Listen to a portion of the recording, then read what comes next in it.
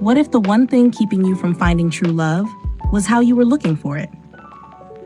Kelly, 35, was determined to find her future husband.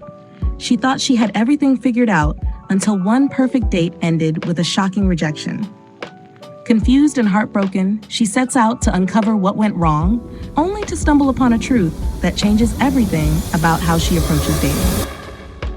This is Kelly's story. Kelly tapped her fingers on the edge of her coffee cup, staring out the window of her favorite cafe. 35. How did she get here? 35, single, no kids. Her friends teased her about her biological clock, but it wasn't a joke. She could feel it ticking in the background of her life, louder than ever. Dating had become less of an adventure and more of a mission. She wasn't looking for fun or flings. Those were a thing of the past. Kelly wanted a husband, plain and simple. She wasn't shy about it either. Every date was an evaluation, every conversation a checklist. Does he want kids? Is he financially stable? Does he believe in forever? But for all her determination, nothing had clicked. Until Keith. It had started innocently enough, a match on a dating app. Keith wasn't another swipe. He was 36, handsome in that rugged, doesn't know he's hot way, and his profile was refreshingly normal. No shirtless gym selfies, no cheesy pickup lines. Instead, there was a picture of him hiking, a note about loving old jazz records, and a simple, looking for something real. Kelly was intrigued. After a few messages, she could already tell Keith wasn't like the others. He seemed grounded, intentional, and serious, exactly what she was looking for. When Keith asked her out for dinner, Kelly didn't hesitate. She spent hours planning every detail, her outfit, hair, even the questions she'd ask. She was determined to make the best impression. The date came and went, and in Kelly's eyes, it was perfect. He'd smiled, laughed at her jokes, and even walked her to her car. This was it. So why a week later he hadn't texted?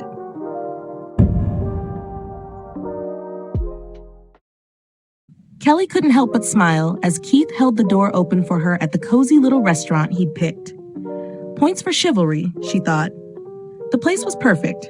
Not too fancy or casual, just the right vibe for a first date. She took it as a good sign. Keith was even better in person. His deep brown eyes made you feel like you were the only person in the room. He was dressed sharply, but relaxed, and his smile was warm and genuine. Kelly felt herself relax a little. Maybe this really could be something. The conversation started easily enough. Work, hobbies, family. Keith was a consultant who traveled a lot for his job, but he lit up when he talked about his weekend hikes and his love for jazz. Kelly leaned in, nodding and laughing at the right moments, but her mind was racing inside. Does he sound like someone who wants to settle down? When the appetizers arrived, Kelly decided it was time to get serious. So, do you see yourself settling down anytime soon? She asked casually, hoping the question wasn't too direct. Keith paused for a second. I think so. I'd like to eventually, he said with a thoughtful nod. But I think it's important to get to know someone first, you know? Kelly agreed, even though she was secretly dissecting every word. Eventually? What did that mean? The night continued smoothly. Keith asked about her job, her favorite books, and her ideal Sunday morning. She felt hopeful when he laughed at her silly story about burning a cake in high school. Keith was definitely husband material, Kelly thought. By the time he walked her to her car, she was certain the date couldn't have gone better. So why wasn't she hearing from him? The first day after the date, Kelly was cool. She told herself not to overthink it. Keith was probably busy. He'd text when he got a moment. By day 3, her confidence started to waver. She double-checked her phone every hour, reread their text thread, and even showed it to her best friend, Daryl. Look, she said, pointing at Keith's last message confirming the date. Doesn't this sound like he was into me? Daryl shrugged, clearly not as invested as she was. Maybe he's just one of those slow texters. By day 5, Kelly's patience had evaporated. She couldn't understand it. The date had been perfect, or at least she thought so. Keith had laughed at her jokes, asked thoughtful questions, and seemed genuinely interested. So why hadn't he followed up? On day 7, she caved. She sent him a text. Hey, Keith. I just wanted to say I had such a great time last week. I would love to see you again if you're free. She hit send and stared at her phone, anticipating Keith's reply. 5 minutes passed, then 10. Finally, the little typing bubbles appeared. Her heart leaped. His reply was polite but curt. "Hey, Kelly. Thanks for reaching out. I don't think we're a match, but I wish you all the best." Her stomach dropped. What? How could he possibly think they weren't a match? She read the message 3 times, hoping she'd misinterpreted it. She couldn't let it go, so she dialed his number. Keith answered, sounding hesitant. "Kelly," he said, "I don't think we're looking for the same thing. You seem great, but I didn't feel that spark." And just like that, he was gone, leaving Kelly staring at her phone, her mind spinning with a single thought. What went wrong? Kelly sat on Daryl's couch, a pint of ice cream in her lap and frustration written all over her face. "I just don't get it," she said, stabbing her spoon into the chocolate swirl. "The date went perfectly. He laughed at my jokes, asked me questions, and even walked me to my car. How does that not scream compatibility?" Daryl, her best friend since college, leaned back in his chair, watching her with his usual calm demeanor. "Did he say why he thought you weren't a match?" Kelly sighed dramatically. "He said we're looking for different things." "What does that even mean?" "I was clear about what I wanted. I want a husband. I want kids. Isn't that the whole point of dating?" Daryl smirked, shaking his head. "Kelly, the problem isn't what you want. It's how you're going about it." She froze mid-spoonful, narrowing her eyes. "What's that supposed to mean?"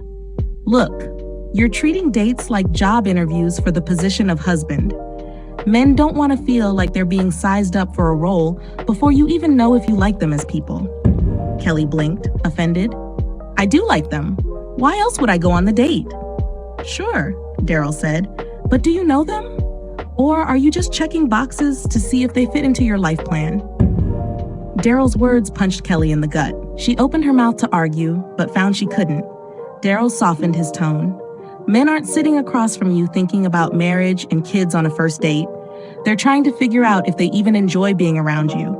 You're missing the present if you're so focused on the future. And trust me, men notice." Kelly sank into the couch, speechless. Could he be right?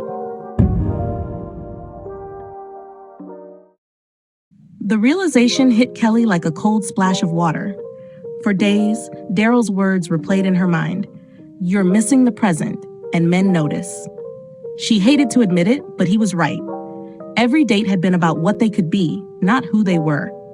Sitting in her apartment, Kelly decided it was time for a change. She grabbed her journal and wrote down everything she wanted in a relationship, but this time she focused on how she wanted to feel.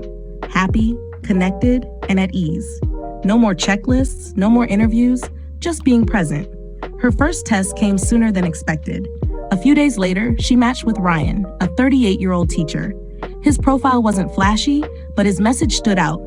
If you could live in any time period, which would it be? Kelly smiled, a question that didn't feel like a job application.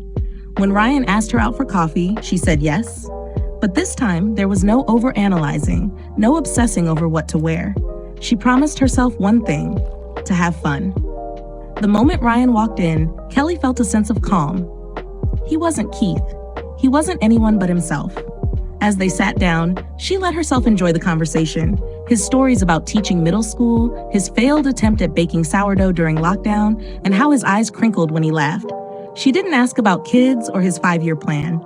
Instead, she asked about his favorite childhood book and laughed when he admitted it was Where the Wild Things Are. For the first time, Kelly felt truly present. As the date ended, Ryan smiled. This was fun. Can we do it again sometime? And just like that, Kelly realized she didn't need to chase a future. She just needed to enjoy the moment. Kelly stood in front of her mirror, smoothing down her sweater, a small smile tugging at her lips. Tonight, she wasn't trying to impress anyone. She wasn't obsessing over what questions to ask or rehearsing lines in her head. She was just herself. Ryan had texted earlier that week to ask her out again, this time for dinner. Instead of butterflies, Kelly felt something different. Calm. She wasn't trying to predict where things would go.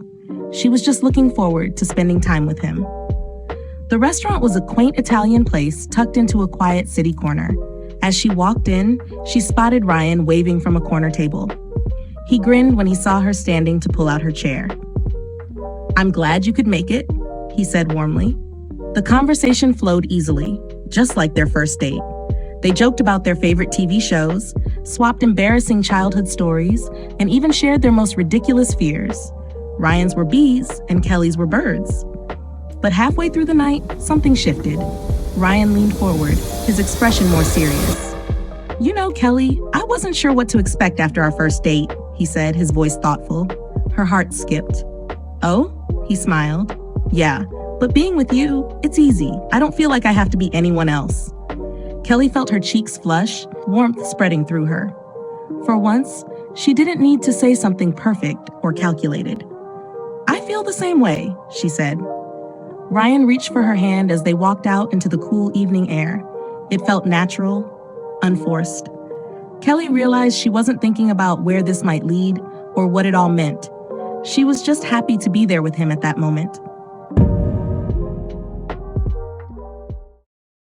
As Kelly walked home that night, her thoughts drifted back to the woman she had been just a few weeks ago. The one who scrutinized every text, every smile, and every word for hidden clues about husband material. She hardly recognized that version of herself anymore. It wasn't that Kelly had given up on her dream of marriage and a family. Far from it. But tonight, holding Ryan's hand, laughing over ridiculous pasta puns, and sharing stories that didn't involve checking boxes, she realized something profound. She didn't need to chase the future to find happiness. Daryl's advice echoed in her mind. Men aren't sitting across from you, thinking about marriage and kids on a first date. They're just trying to determine if they enjoy being around you. He had been so right. For the first time, Kelly saw dating for what it was, an opportunity to connect, laugh, and discover someone new without the weight of expectations. As she climbed into bed, she opened her journal and wrote a single sentence. Be present and let the future take care of itself. She wasn't sure where things with Ryan would go, and that was okay. What mattered was how she felt here and now, happy, relaxed, and most importantly, herself. For you listening to Kelly's story, the path to love isn't about checking off milestones or rushing toward a goal, like marriage or starting a family because your biological clock is ticking. It is about showing up fully in the moment, letting connections grow naturally, and trusting that the right person will see you for who you truly are. Because that's what love is all about.